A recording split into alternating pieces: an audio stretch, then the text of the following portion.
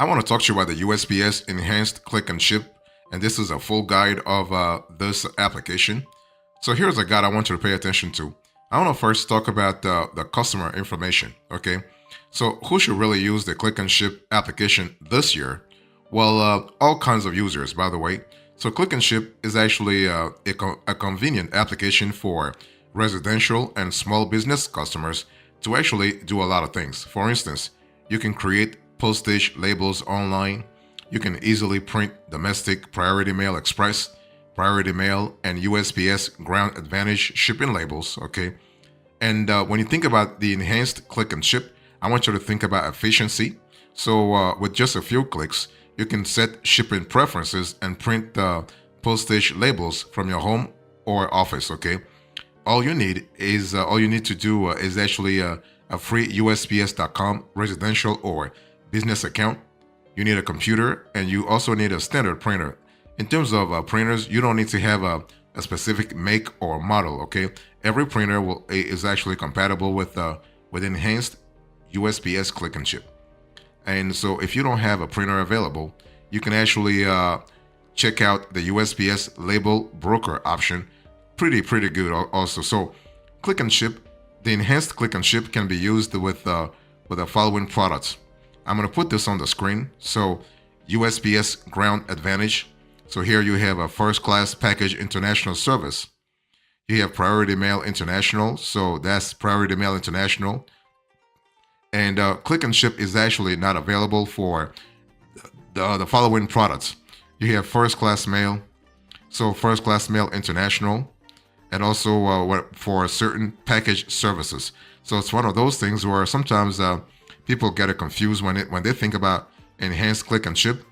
Enhanced click and ship is not available for all products, unfortunately.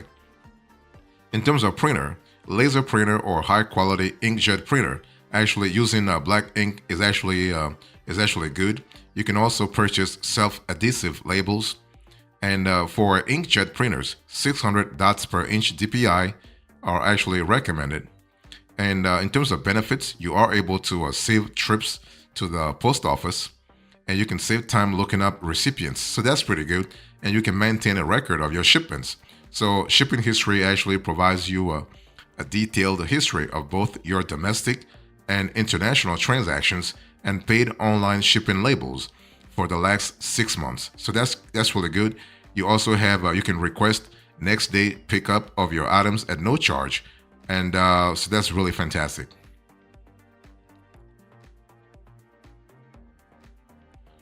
So if you are thinking about the enhanced click and ship, how do you print a click and ship label this year? So basically, printing actually a domestic click and ship label is pretty straightforward. Okay, nothing really complicated here. So you want to enter the label information, return and delivery address, package details, optional package value, and shipping date. And you want to proceed to select a service type section. And so domestic labels must include a domestic return address. Foreign return addresses are not really allowed on domestic mail and packages, okay? So, and you want to use the batch option if you need to create multiple labels using the same mail piece weight, service option, and return information. After all the label information has been entered, you want to proceed to the select service type section. And so one thing for sure is that the batch option is not available for the following: USPS Connect military addresses, including APO, FPO, and DPO addresses, U.S. territories or possessions, okay, such as U.S. Virgin Islands, freely associated states, including Marshall Islands, Micronesia, and also international addresses. So just think about that, okay? And what I want to say here is that when it comes to printing an APO, FPO, DPO, U.S. territory, possessions, or freely associated states shipping labels, you need to really enter the label information, okay? You need to enter the customs information, so provide as much detail as possible and any relevant info about the content of your shipment for your item, and then click the continue section, the continue button. Review the label information on the shipping cart page. Edit any information that is incorrect. Choose to create another label, or click the next and then take care of the billing aspect of things. Okay, so that's really straightforward. And so one thing I want to say here is that for Priority Mail Express International and Priority Mail International services, if there are multiple copies of your electronically generated customs form, they must be inserted in the plastic envelope required for online international services. So something to really think about.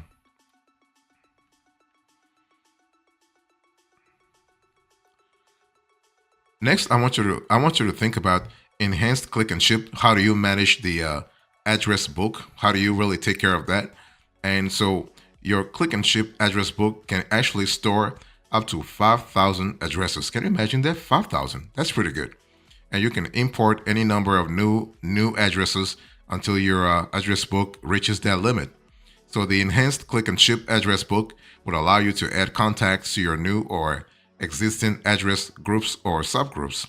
And as your needs change, the address book functionality is flexible enough to change along with it. And there is a limit of 500 addresses per group. So that's something to really remember, okay? So you are able to add to the address book. You are able to create an address group or subgroup. That's pretty straightforward. And you are also able to import an existing address book. So before you import an address book from another application into your enhanced click and ship address book, you'll need to create a CSV file. So this is actually a comma separated value file used to import and export addresses in a standard format. Okay, so that's pretty straightforward, especially if you are trying to have a streamlined process. And you are also able to export from the address book. So you may do so by actually by groups, individual selections, by letter, or all. Okay, so that's totally possible. You're also able to delete an address or an address group from the address group within the enhanced click and ship application. So this is pretty straightforward. You can also finally edit the address book. Okay, so just click on the address book tab in the click and ship toolbar and just follow the instructions. Okay, you want to select an existing address by clicking on the name. And what happens here is that the contact information will actually be displayed in the lower panel. Okay, so and you just need to click edit to display all form fields for the contact, and the address will be ready for modification. The cool thing about the enhanced click and ship is that it's a pretty user-friendly application.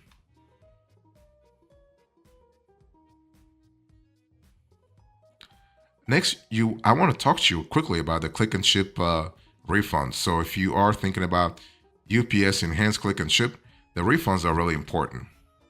So when you want to really learn more about the process and time frame for refunding click and ship refunds. Okay, so you have for unused click and ship labels, there are instances where, like as a click and ship customer, there may be instances where you need to request a refund for a label, such as you decide not to ship your package after you have created your label. You are not able to print your label before 11:59 p.m. on the ship date, and you find an error in your label after it has been printed. That is printed with no barcode, wrong ship date, etc. So what is the refund time frame? So click and ship labels are eligible for refunds within 30 days of the print date, the label transaction date. Okay. Now to request a refund, log into your click and ship and view your shipping history. Labels are eligible for refunds if a barcode scan event does not show up in the USPS system, and also a refund has not been previously requested or processed for that particular label. Okay, so that's important. You also have label alterations. So your online label cannot be altered and must be used as if it was printed. Okay, something that's really you have to remember. So if you find an error in your label, print a new label with the correct address and request a refund. Any item with a manually altered online label will actually be returned to you. So just be aware of that. And you also have refunds at the post office. So that's totally possible.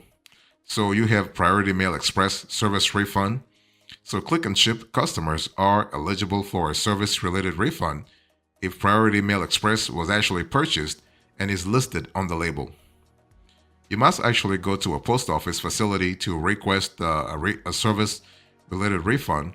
You may actually request a service refund for your Priority Mail Express label by viewing the label details for that label and clicking Request a Service Refund, or by visiting the service refund application and entering it in the label number for the label you want to request a service refund for. So that's pretty straightforward. You also have a signature confirmation refund, okay? And you are able to request a refund online, by the way, okay? That's totally possible. So there are two ways to request a refund through the desktop site, either from shipping history or from actually the shipping history and label details.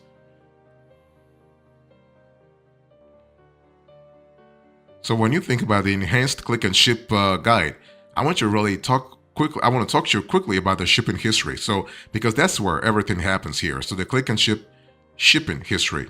That's really a lot of the details that you have in terms of your account are really stored into. So you have a shipping history actions for the legacy click and ship. So you have the USPS tracking tool, the print, reprint. You have save as PDF. That module is really important. And you have ship again and request a refund. Now you also have acquiring shipping information, actually shipping history information, and legacy click and ship. So basically, the legacy CNS application on UPS.com no longer offers an export download feature on the shipping history page. So to actually achieve similar results, you want to take one of the following steps. Take a screenshot of the shipping history page and paste. You want to paste it. I apologize. You want to paste it into another document, okay? So that's important for a flexibility point of view. And next, you want to think about click and ship scan form. So basically, the shipment confirmation acceptance notice, the scan form, work in click and ship in a very streamlined manner. So this form, which is a PS Form 5630, allows you to see that the shipment containing your package has been received by USPS and the package is actually pending acceptance. So the scan form features a master barcode that represents all of the packages in a shipment. It is actually scanned when the shipment is received by the U.S. Postal Service, and this single scan enters all of the associated packages into the Postal Service USPS tracking database as shipment accepted, and allows both the sender, in other words you, and the recipient to see when the packages enters the mail stream. So all click and ship transactions with 2 or more labels will automatically receive a scan form. So that's pretty good from a flexibility point of view.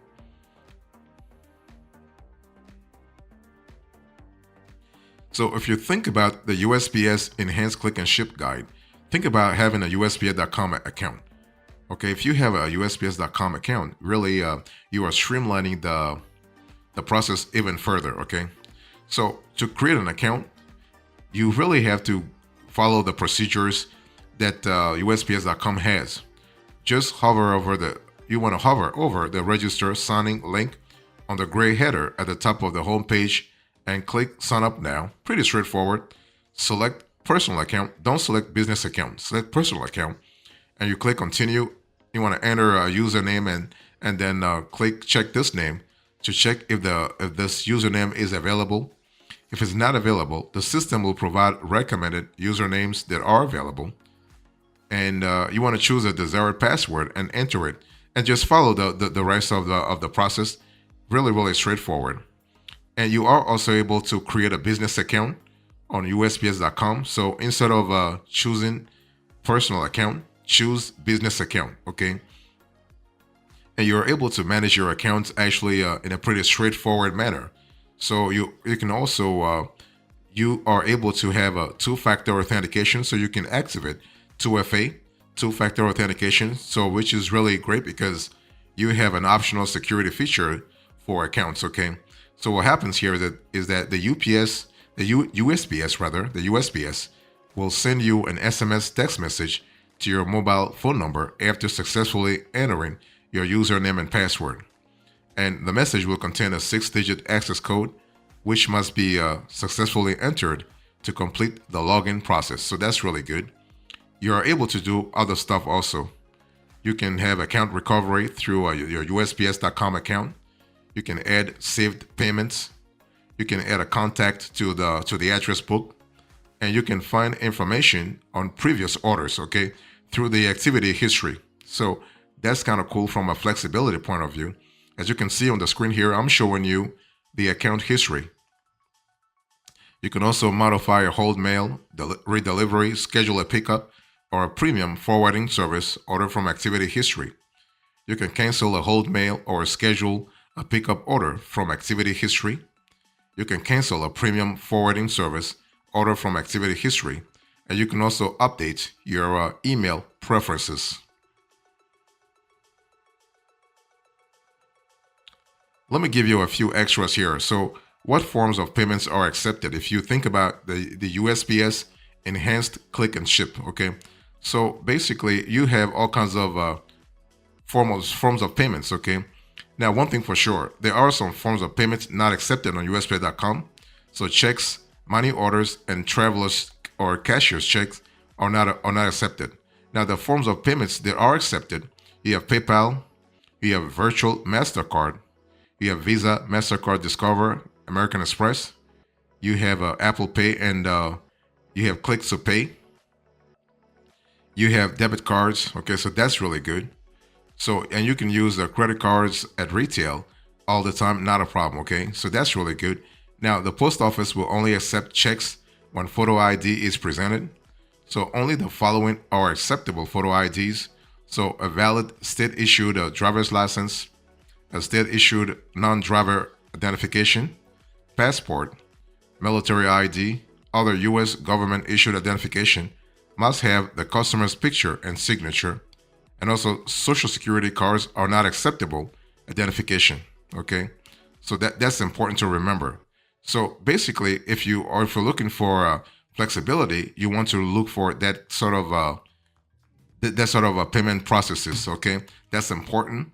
And also, if you think about forms of payments that are accepted, you have to really understand that you have the possibility to update those payments all the time. By the way, so that's really good from a flexibility point of view.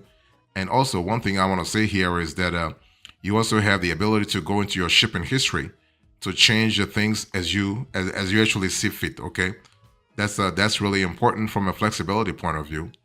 And one thing I also want to say here is that you also have the ability to create return labels from your enhanced UPS click and ship account. You can create return labels. You can update addresses. That's important. And also, one thing you can do here is that you can really manage your account from the app also. That's totally a possibility to really think about. So that's really good.